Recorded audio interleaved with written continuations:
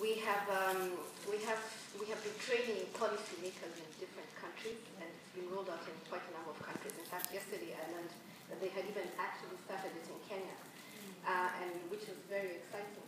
And that is the Lions Club had started a program in Kenya. And one of the things that UNODC has seen is that life skills are so important to these young people at this point, and that's where our international standards on drug use prevention fall. It's about life skills. And Lions Quest program teaches life skills. And these life skills are not just about drug abuse. They're about facing life. They're about facing bullies. And you'll find the children that are bullied are more vulnerable. They're about dealing with stress, understanding how to handle when I don't achieve what I'm supposed to be achieving. They're about keeping the child in school. We know that as long as the longer the child stays in school, the higher the success rate of this child. And really, these are about churning out our future generation. I keep on saying, passing the baton to the future generation and saving them. And if we teach them the life skills to deal with the generation that they are right now dealing with, because right now they are dealing in, they are living in a situation where the drugs have become such a profitable trade. It's like one of the most profitable trades that there is right now in the world. And the most profitable person is a young person. As I said, this is a client for life. Now, if we intervene at this time, not only do we save them from becoming that client for life, or even joining that criminal group, which is most likely what will happen. If you look at the United States, we have so many young people in jail because of drugs. If we intervene at this point, we stop what would have been a negative consequence, a person who would have harmed the society, into a person who will perhaps bring great good into the society. So you see it, so obviously UNODC sees this problem in a global perspective, and it seems as if life skills programs like Lions Quest are really central to the success of your prevention policy. Is that correct? They are actually essential. As I said, it's more important to prevent all of us as even as parents. We know that prevention is better than cure. No one wants to deal with the consequences of the disease. They want to deal with it before it becomes a disease. So it's better for us to prevent. That is one of the pillars of UNODC's work. Excellent. Joan, as an educator and as a promoter of Lions Quest, maybe you can tell our audience a little bit about the program, why it's so effective, and speak to the results that we've heard about this morning. Sure, thank you. Well, first I want to say to all of you how proud I am as someone who's been in education for 38 years and in social emotional learning research for 14 years, how proud I am that our organization publishes and funds the best, I think, but touted as one of the best and most effective programs to help all children realize their potential. That's what you have in our Lions organization, and I hope you will leave today so empowered to feel that we need to bring it back to all of our communities. The program is successful because it has three really critical components. The first one, very briefly, is that the teacher learns how to create a really intentionally positive climate. That means we no longer will have classrooms that are doing to kids.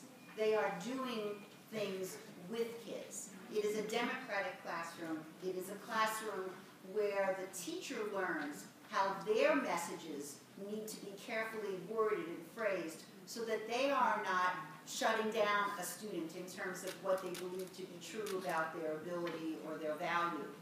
And also the activities renew a children's interest in their classmates. There is, in a Lions Quest school, very little evidence of bullying or harassment, discrimination, isolation of kids. picking on the kid that nobody wants to play with. It doesn't happen any longer because the activities actually help us see each other's strengths and value and work together. So you will see in a Lions program, bullying is not the first lesson. Bullying is buried in the middle of the program because after they have their skills in place, the kids will say, why would you want to do that to somebody you're in class with? So I hope you see that. The second piece is that the lessons are very carefully targeted to develop skills. There were 213 programs that were reviewed in a mega study about positive programs. There are lots of vendors out there trying to sell schools these programs that are going to build character and good decision making. And the organization that did the study, CASEL, which is a Collaborative for Academic, Social, and Emotional Learning, found that most of them did not meet the requirements of really teaching specific skills and really getting the academic improvement that Lions Quest does. Lions Quest provides an 11-point increase on academic standardized achievement scores because of the climate that makes it safe to take risks and work hard together in school. So the skills that are developed, like you all have mentioned, being assertive, being able to refuse something, the peer pressure, how do I manage my emotions, how do I communicate my needs, make better decisions, and resolve conflicts. They're all ways, as Charity said, of responding positively to the pressures that all of us face. They're skills that all of us need, and I think you can imagine your children and what they go through day to day in school, what they need. The third piece, which is critical and I think unique to Lions programs, is that we're not just teaching the skill and practicing it in class, which they do, we're also applying it to service projects. So the world really wishes that young people would know it, that special feeling we have when we do something voluntarily for someone else, for something in the greater good, bigger than myself, right? Not just all about me. What can I contribute? The Lions Quest has service projects starting in kindergarten that make children feel, like Charity had said, in control. I am a leader, I am a contributor positively in my world right now, even though I'm just a kindergartner. So the projects are a way of having the children practice the skills that they've learned. If I learn to be a good listener, then I use that listening skill in a project that serves my community. And that's really very powerful, and where kids who don't excel necessarily in academics gain their self-confidence and their engagement in school. So those are really the three parts that I think distinguish our program. So it's clear that this is a very successful program. Now, my question to you, Joan, as a promoter of Lions Quest, is how do the audience members leave here today knowing that they can translate the success that we've seen in Serbia and bring it back to their own communities in order to address the same problems which they have there? Thank you. I do think that we all have that desire. And I know from my experiences that even in our area in New York, that it's very challenging to get the door open sometimes and for people to listen. And so the number one thing that you should do as soon as you go home is make a call to Lions Club International Foundation, to their headquarters or your affiliate headquarters in your country, because they will help you work out a plan of tactic, a plan of communication that will work in your community. As an example, Milos is working through a governmental agency. They get convinced, and suddenly the program is in place. In the U.S., each school district has its own little superintendent and principals, and how many of you Lions have tried to knock on those doors and say, hey, we have a great program for you? It is very difficult to open those doors. So we've been learning what works. works. Things like having an educator from your Lions group become really knowledgeable about the program and be able to talk the talk with the educator. Setting up an interest meeting and inviting them to come. So the Lions Quest office will help you know in your region, know how you can do that. And we're working with a governmental agency, and they are helping us because in New York, if I can get the governmental agency to advertise this program, it means something. It raises the level of credibility in the eyes of the principals. So we are making great strides regionally in New York by working together and not approaching one school at a time. Charity, did you want to add to that? Yes, I do want to add. As Milos has said, we are partnering with you, and we want your engagement, your engagement in this. We want you to be involved in the discussion right now that's taking place on drugs. We want you to be involved with your country offices. I see many of you come from different countries. If you could be involved with UNODC offices in other areas, like the person who said that they have a program in Kenya, we could discuss with the UNODC office in Kenya.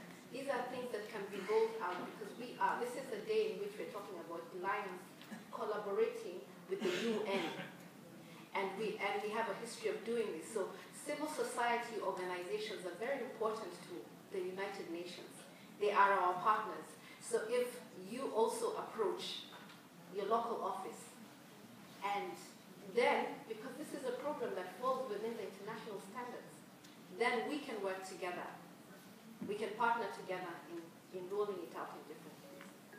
So it sounds as if the success of Lions Quest is about building partnerships with either agencies in other parts of the world or with local school boards.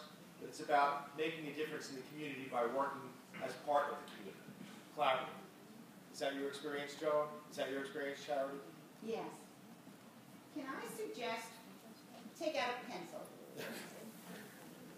4 questions that you can ask, because I know you're all involved in your schools. You might be at a PTA meeting, you might be at the school board meeting, you might bump into the principal in the supermarket.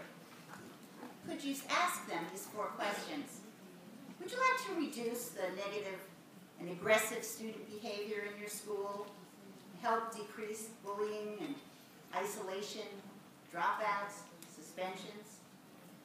Second question, would you like to create a school where positive behaviors are the norms, where students and teachers are putting forth more effort and academic achievement is increasing because of it?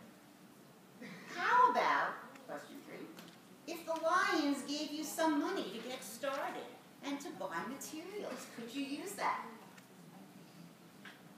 4th question, how about if this approach was aligned with all of your national standards of education, including the Common Core, and had evidence to prove that it works? If so, I'll invite you to a meeting for free that will come and talk to you about this. Please send somebody from your school. That's working in New York for us now, and I hope that you will try it in your neighborhoods. Well, I do want to thank all of our panelists for their insights into how to better service the needs of the world's children. We do have a